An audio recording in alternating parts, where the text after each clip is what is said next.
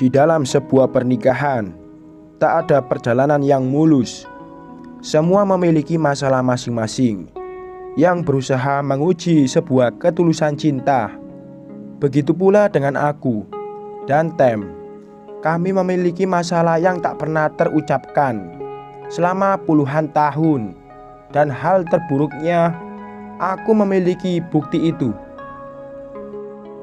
2 tahun setelah menikah, ada surat misterius yang tergeletak di depan rumah kami. Untuk Tem, tulisnya. Saat itu Tem tidak ada.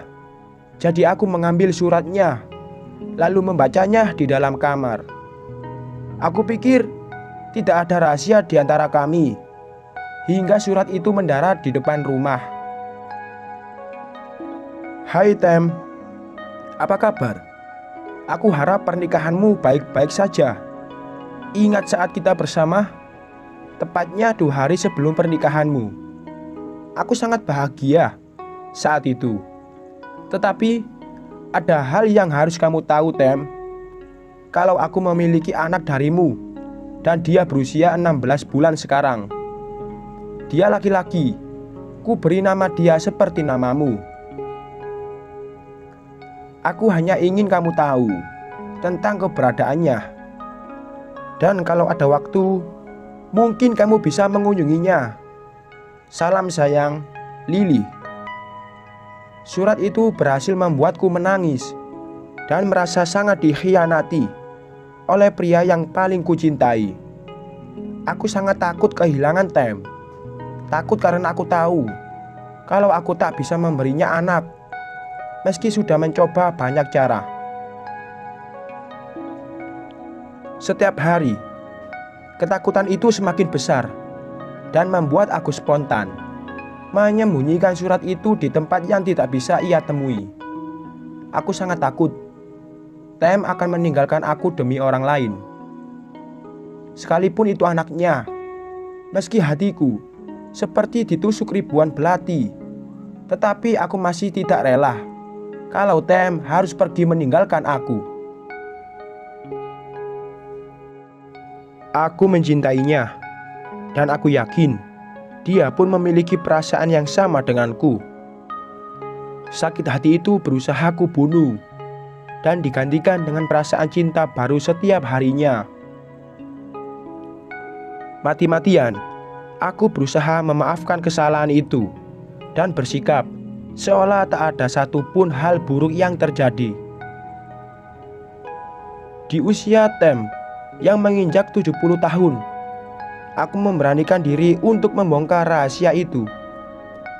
Mungkin sudah saatnya, pikirku. Aku membelikan kue tart kesukaannya dan menyembunyikan surat itu di dalam saku celanaku. Ada debaran yang tidak biasa saat surat itu ku keluarkan dari tempat persembunyiannya, tetapi berusaha ku abaikan. Selamat ulang tahun, ucapku dengan kue tart itu di kedua tanganku. Terima kasih, jawabnya. Ia mencium keningku dan meniup lilin berbentuk angka 7 dan 0 itu. Aku punya sesuatu untukmu, sahutku sambil meletakkan kue itu di atas meja. Aku duduk di sofa yang letaknya tak jauh dari tempat kami berdiri, dan Tem pun mengambil posisi di sampingku. Aku tahu tentang pengkhianatanmu 2 hari sebelum pernikahan kita, ucapku setelah menarik napas panjang sebanyak 2 kali. Kalimatku membuat wajah Tem berubah menjadi kaku dan pupil matanya pun mulai membesar.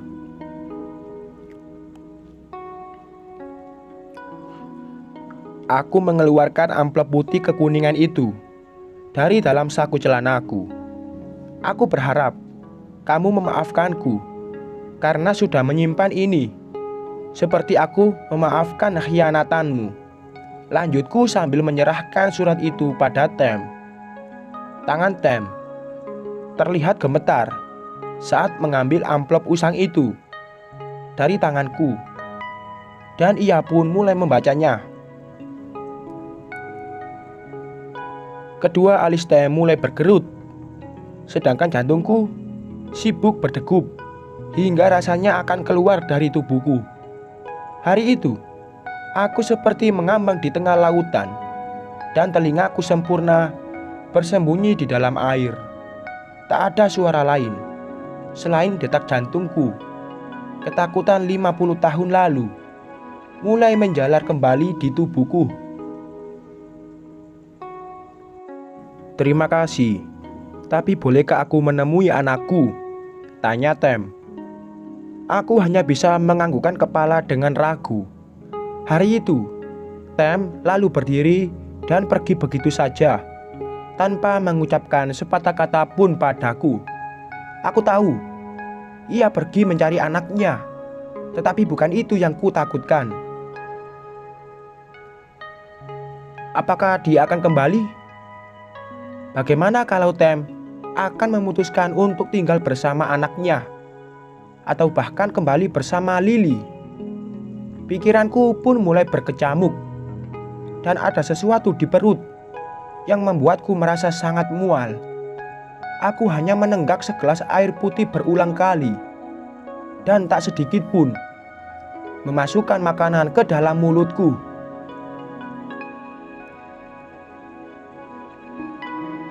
Tidak ada rasa lapar, hanya kecemasan dan ketakutan yang mengocok perutku, hingga rasanya aku tak lagi sanggup untuk berdiri.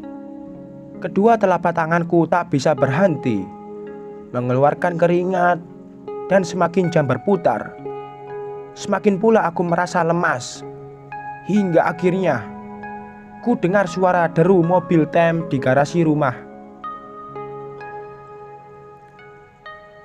Dia kembali, batinku berteriak. Tem masuk ke dalam rumah dan melihat wajahku yang sudah pucat pasi. Ia lalu berjalan ke arahku, lalu memelukku seperti biasanya. Ia lalu menghujaniku dengan banyak ciuman hangat. "Terima kasih, aku sangat bahagia hari ini," ucapnya. "Aku tahu kamu melakukan semua ini karena takut kehilanganku. Meski kamu tidak bisa memberiku seorang anak, tetapi kamu telah memberiku sesuatu yang lain yang tidak kalah hebatnya," tambahnya. Aku yang masih berada di dalam dekapnya hanya menyembulkan kepala dari himpitan kedua tangan Tem. "Apa?" tanyaku. "Kamu memberi cinta, perhatian, kasih sayang, dan inspirasi. Kamu tidak pernah menyerah untuk selalu berada di sisiku, dan aku selalu bersyukur sudah menikahimu," jawabnya. Entah apa yang Lily dan kedua Tem bicarakan, tetapi malam itu aku merasa sangat lega. Lega karena Tem memilih untuk selalu berada di dekatku dan menghabiskan sisa waktu kami bersama, persis seperti janjinya pada Tuhan dulu. Sekian.